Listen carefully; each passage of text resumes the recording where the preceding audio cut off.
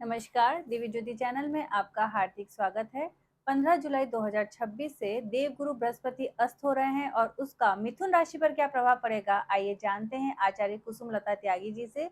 नमस्कार मैम। नमस्कार। मेरे सभी प्यारे प्यारे दर्शकों को मेरा प्यार भरा नमस्कार।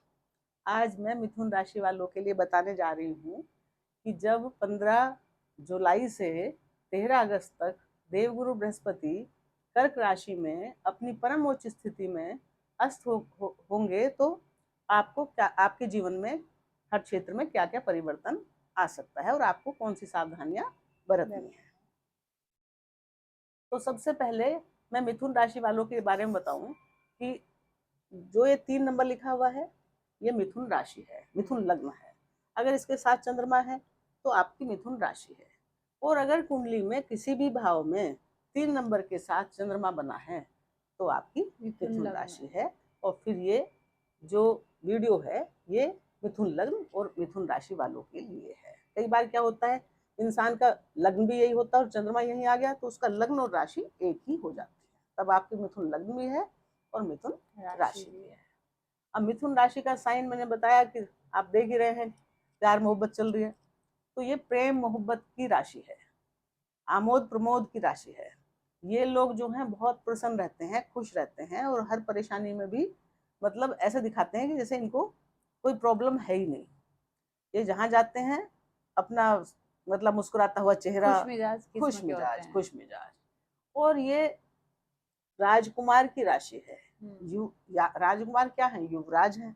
तो वो आप जिनकी मिथुन राशि या मिथुन लग्न है वो ज्यादातर युवा दिखते हैं, उम्र का उन पर ज्यादा असर नहीं दिखता है। अगर वो 70 साल के भी हैं तो 50 साल के दिखते हैं।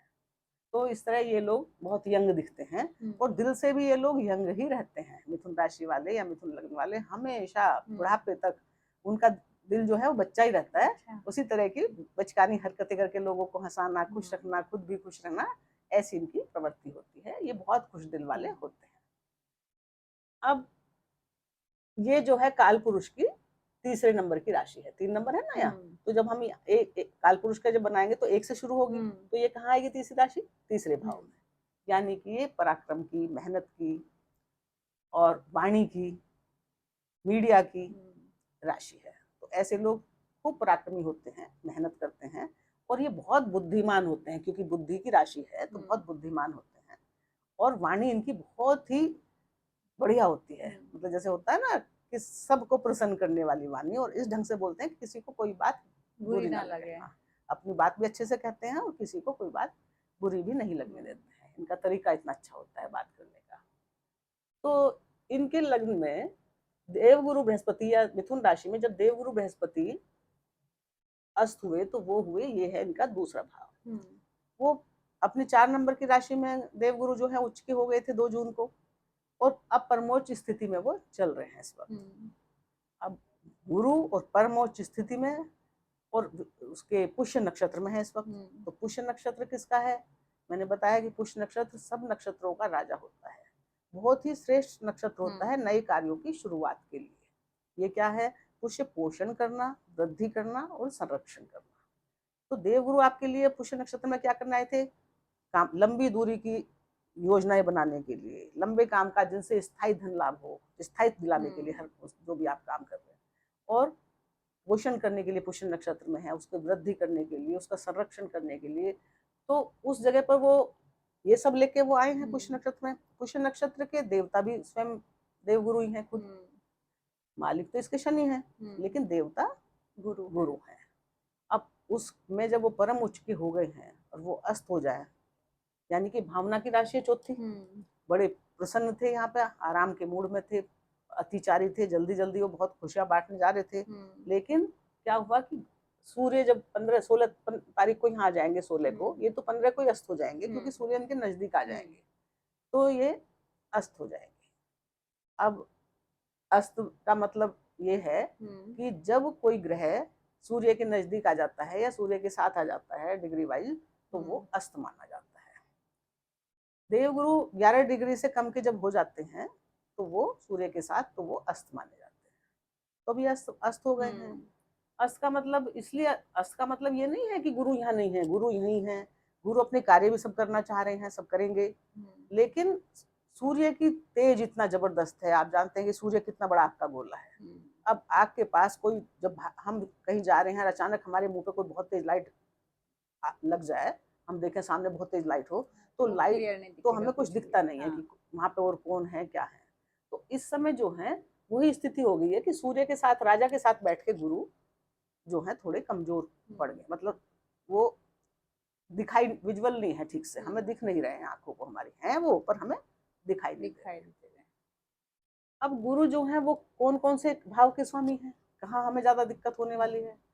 गुरु जो है, एक तो उनकी राशि पड़ी सप्तम भाव में, 9 नंबर के मालिक हैं, एक वो 12 नंबर की राशि के मालिक हैं, यानी कि धनु और मीन के स्वामी हैं वो, और अस्त हो गए हैं आपके दूसरे भाव में। ये जो 9 नंबर की राशि पड़ी सप्तम भाव में, ये आपका है विवाह, पति पत्नी का, बिजनेस का, बिजनेस पार्टनर का, और जो ये है, ये दशम भाव है, ये आपका कार्य क्षेत्र है, आपके कार्यों का, जहाँ से आप धन कमाएंगे, नई नई वहाँ पे कार्य करना चाहेंगे, नई नई योजनाएं खोलना चाहेंगे अपने बिजनेस को बढ़ाने के लिए। ये आपका मान सम्मान का भी घर है। तो देवगुरु बृहस्पति जब धन भाव में आए हैं, ये कौन सा भाव है, धन और परिवार का, तो वो आपके लिए मतलब दाम्पत्य जीवन के लिए बहुत अच्छा करने जा रहे हैं, और कार्य क्षेत्र का भी बहुत विस्तार करने जा रहे हैं, और करेंगे और कर रहे हैं अभी तक। लेकिन अब क्या है, गुरु ज्ञान के कारक हैं, और दूसरी राशि इनकी मीन है जहाँ शनि है, तो अब आपके ज्ञान में थोड़ा धुंधलापन आ जाएगा। जैसी जो चीजें आपको क्लियर पहले दिख रही थी कि ये मेरी दिशा है, मुझको ये करना है, ऐसे करना है, तो ये 28 दिनों के लिए, 15 तारीख से 13 तारीख तक के लिए, 13 अगस्त तक के लिए, तो आपका ज्ञान जो है वो थोड़ा धुंधलापन आ जाएगा। और 12वीं राशि में इनके मालिक है मीन के, तो मीन की राशि क्या है, वो अंतिम राशि है, मोक्ष की राशि है, आध्यात्म की राशि है, एकांत की राशि है। तो ये उससे संबंधित आपको रिजल्ट देंगे, और यहाँ पे ये अस्त हो गए हैं, तो आपको ध्यान रखना पड़ेगा इन सब दोनों चीजों के बारे में। तो गुरु और सूर्य जब एक साथ बैठते हैं तो ये है एक राजयोग। धन भाव में गुरु और सूर्य का बैठना बहुत अच्छी स्थिति है। तो वैसे आपके किसी भी चीज में कुछ भी राजा ही नहीं गलत होने देने का, दोनों मिलकर गलत नहीं होने देने के। पर गुरु इस समय क्या कह रहे हैं कि जिस कामों के लिए अब ये कह रहे थे ना पुष्य नक्षत्र में कि नई शुरुआत कर लो, नई योजनाएं बना लो, नए रास्ते जो भी कुछ करना चाहिए, नया गोल्ड खरीद लो, नया इन्वेस्टमेंट कर लो, अब 28 दिनों के लिए आपको इन चीजों पर रोक लगानी है। तो गुरु की जो है पंचम दृष्टि, गुरु की 3 दृष्टियां हैं, 5वीं, 7वीं और 9वीं। तो 5वीं दृष्टि पड़ेगी इनके अष्टम, ये जहाँ 8 राशि, 8 नंबर है, छठे भाव में, यहाँ वृश्चिक राशि है। तो वृश्चिक राशि है गुप्त रहस्यों की। अब छठे भाव में बड़ी वृश्चिक राशि, यानी कि ये भाव है रोग, रिपु और ऋण। तो छिपे हुए रोग हो सकते हैं, और छिपे हुए ऋण जो आप भूल गए थे लेकिन अचानक से आपको आया कि ये तो आपने उतारा ही नहीं है, और छिपे हुए दुश्मन, छिपे हुए शत्रु जो ओट में अपने काम कर रहे थे। पर क्या है, उससे तो घबराने की आपको जरूरत नहीं है, क्योंकि सूर्य भी गुरु के साथ है, और सूर्य जो है आपको यहाँ रोग, शत्रु और रिपु तो इस समय निकल के आएंगे, जो छिपे हुए थे आएंगे सामने, लेकिन फिर भी लास्ट में सफलता आपको मिलेगी। पर वो जो छुपी हुई चीजें थी वो निकल के बाहर आएंगी इस दौरान। तो यहाँ आपको देख के सावधान रहना है, और धैर्य से और हिम्मत से काम लेना है। आपने जो कर्ज वर्ज कुछ ले रखा हो तो उसके कागज वागज ठीक से देख लें, और इस समय ना लें तो ज्यादा अच्छा है। नया लोन ना लें, दिलवा सकते हैं ना, देवगुरु हैं, वह आपकी लेने की इच्छा हो सकती है, जरूरत हो सकती है, पर अभी रुक जाए आप। ये कंपटीशन का है, नई जॉब का है। तो कंपटीशन वगैरह के लिए आप इस समय अगर उसकी डेट फिक्स है तब तो आपको देना ही पड़ेगा, और अगर डेट आगे पीछे हो सकती है तो थोड़ा 28 दिन के लिए रुक जाएं। और कंपटीशन देना है तो आपको सफलता तो मिल जाएगी, लेकिन इस समय क्या होगा कि आपको मेहनत ज्यादा करनी पड़ेगी। जो काम आपको कम मेहनत में मिल रहे थे वो आपको मेहनत ज्यादा बढ़ानी पड़ेगी। ऐसे ही रोग शत्रुओं के बारे में भी, जो शत्रु आप अब से पहले ये बहुत आराम से खत्म हो रहे थे, लग रहा आपको कि वे चले गए, उन शत्रुओं को भी भगा तो आप दोगे, लेकिन थोड़ी मेहनत ज्यादा करनी पड़ेगी। अब नई जॉब अगर आपको लेनी है इस वक्त, मतलब चेंज करना चाह रहे हैं, तो उसमें थोड़ा सा भी ठहर जाएं, धैर्य रख लें। कुछ मतलब चेंज करना चाह रहे हो ना कि ये जॉब मुझे अच्छी लग रही है, नौकरी अच्छी लग रही है, मैं दूसरी बदल लूं, तो बदलने के लिए अभी आप रुक जाएं, अगर जो कर रहे हैं उसी में आप लगे रहें। अब इनकी जो 7वीं दृष्टि जाएगी वो जाएगी अष्टम भाव पर। अष्टम भाव बताया कि गुप्त रहस्यों का है, अचानक धन लाभ का है, अचानक धन हानि का भी है, और अचानक कुछ भी हो सकता है, मतलब ये ट्रांसफॉर्मेशन है। अचानक से आपके जीवन में बहुत बड़ा परिवर्तन आ सकता है जिसके बारे में आपने पहले से सोचा नहीं था। तो मिथुन राशि वालों को इस समय थोड़ा सा सावधान रहना पड़ेगा, क्योंकि कुछ भी अचानक से हो सकता है, और कोई सफलता भी मिल सकती है अचानक से, कोई दिक्कत भी खड़ी हो सकती है।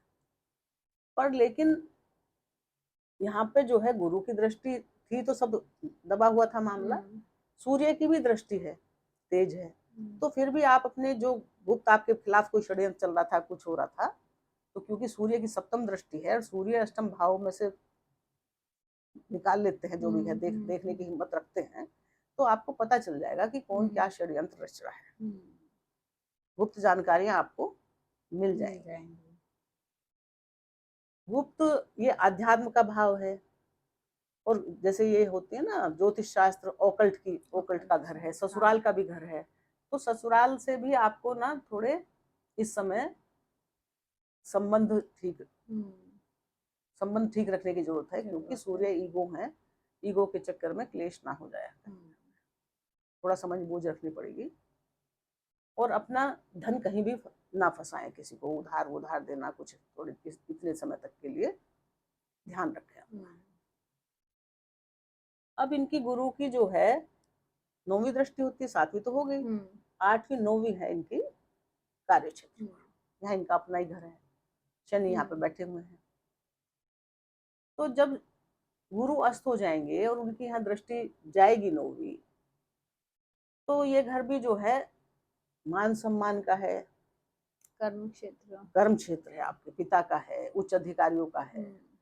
तो ये ऐसा घर है कि जहाँ आपको गुरु की दृष्टि पड़ती है तो आपको बहुत तरक्की मिलती है, यानी कि आपका कार्य क्षेत्र बहुत बढ़िया हो जाता है, कार्य आसानी से पूरे होने लग जाते हैं।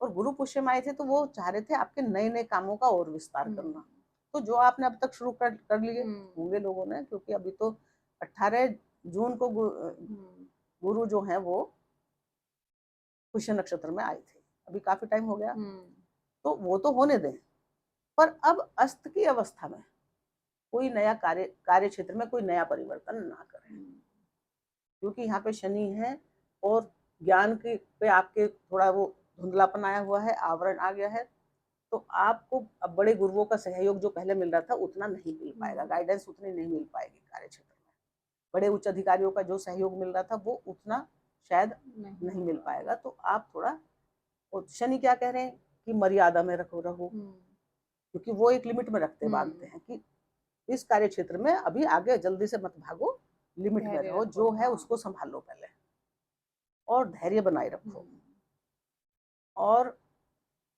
जिम्मेदारियों को समझो। शनि क्या है? जिम्मेदारी। तो जो कार्य क्षेत्र में आपके अब हो रहा है उसको बजाय और नई नई योजनाएं करने के, वो जो है जैसा है उसकी आप जिम्मेदारी समझें, उसी में ही देखें कि कैसे क्या करना है, और नया काम इस समय स्टार्ट ना करें। जैसे कार्य क्षेत्र को बढ़ाना होता है, कुछ लोग हायर करने होते हैं, तो वो अभी ना करें।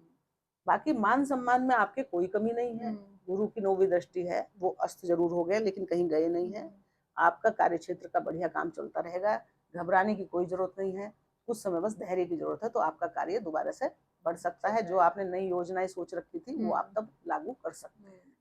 लेकिन इस समय शनि क्या कह रहे हैं? शनि तो बंधन है ना, एक बंधन में, एक दायरे में, एक नैतिकता के दायरे में आप काम करें, इससे ज्यादा आगे बहुत जल्दीबाजी ना करें।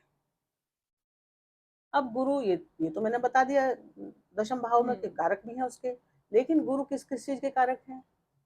गुरु जो है संतान के कारक हैं, एजुकेशन के क्या कारक हैं, शादी विवाह के कारक हैं, और पति, स्त्री कुंडली में पति के कारक हैं, धन परिवार के कारक हैं।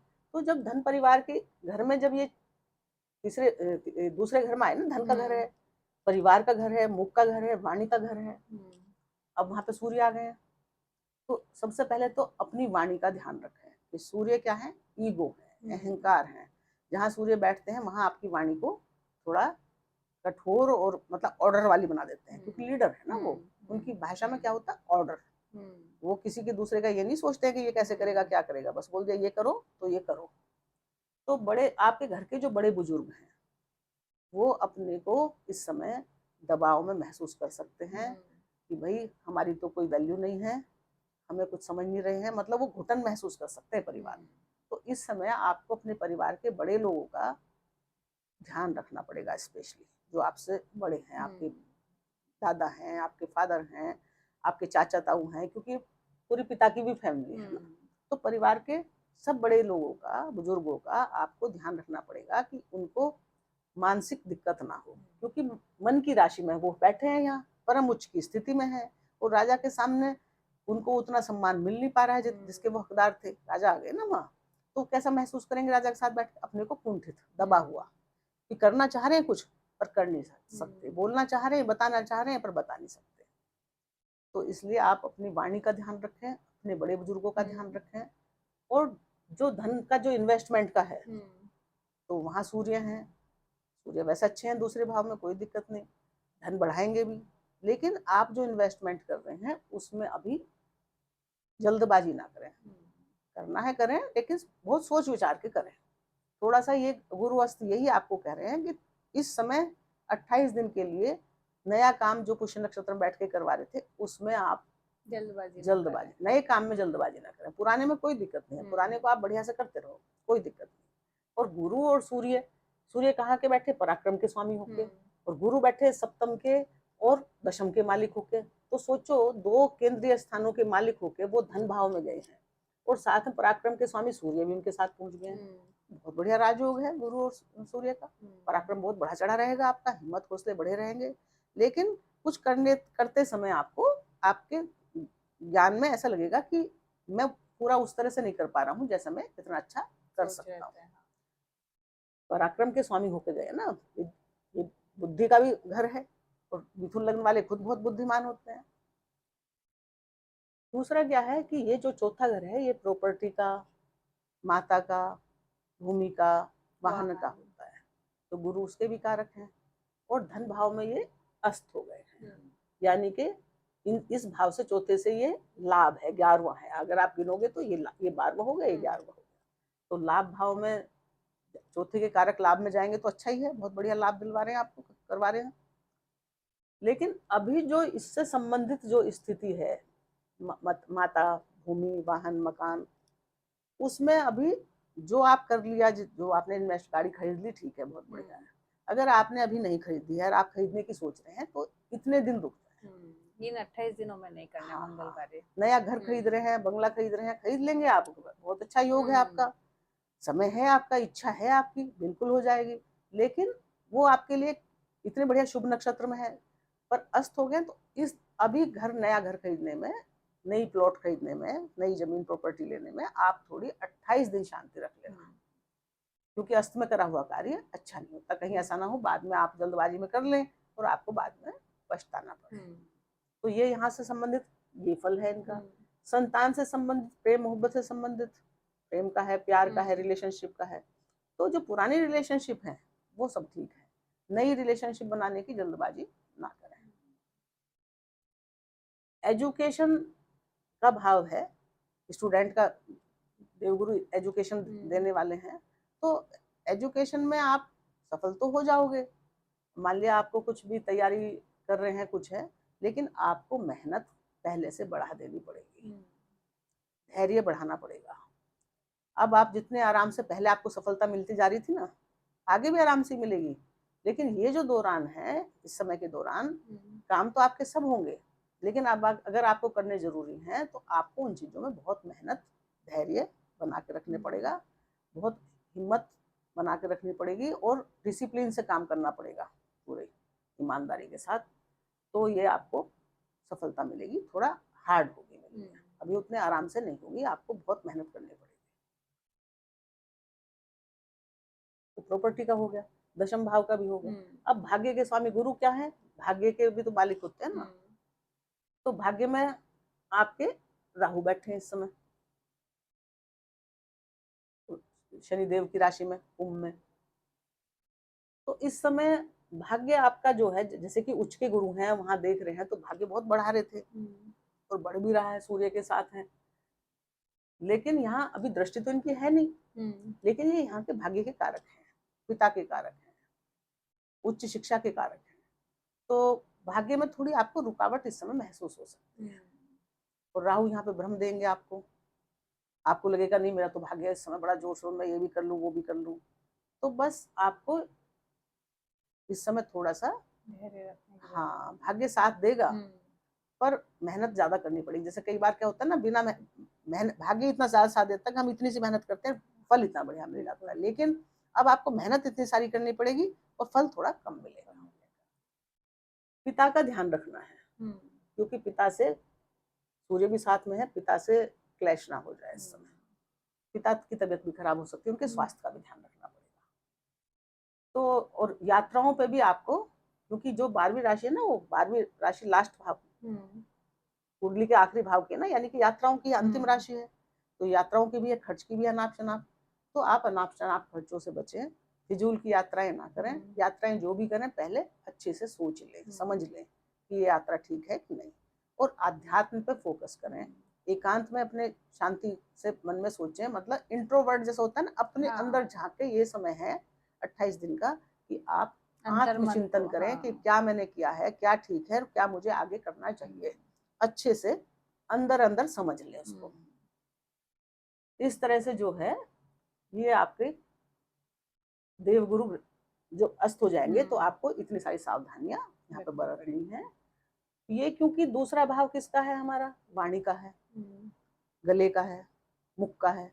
तो मुख से संबंधित, वाणी से संबंधित कोई दिक्कत आपको ना हो जाए, मुंह में छाले ना पड़ जाए, जीभ में कुछ दिक्कत ना हो जाए, तो वो आपको ध्यान रखना है। और वाणी कठोर ना हो जाए, क्योंकि यहाँ पे सूर्य बैठे हैं। वो जो डोमिनेटिंग वाणी होती है ना, उस तरह का आप इस्तेमाल ना करें तो अच्छा रहेगा। बाकी मिथुन राशि वाले वैसे बड़े समझदार होते हैं, कभी कभी उनसे गलती होती है, नहीं तो वो सबको खुशी रखते हैं, कभी भी वाणी उनकी खराब नहीं होती है।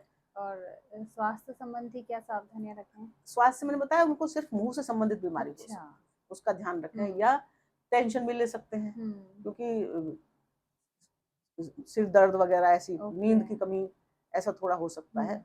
मतलब रात भर आप सोच रहे हैं जाग के कि ये कैसे करूं, वो कैसे करूं, क्योंकि जो आपका ज्ञान का क्षेत्र खुला हुआ था ना, जो दिमाग आपका तेजी से दौड़ रहा था, वो थोड़ा आपको अब ऐसा लगेगा कि मेरा दिमाग, मैं ठीक से काम नहीं कर रहा हूँ, या ठीक से समझ नहीं पा रहा हूँ चीज को, या मुझे ठीक से वो जो मेरी जो राह है वो क्लियर नहीं ठीक से, हाँ, मुझे नहीं दिख रही जिस रास्ते पे मैं चलना चाह रहा हूँ।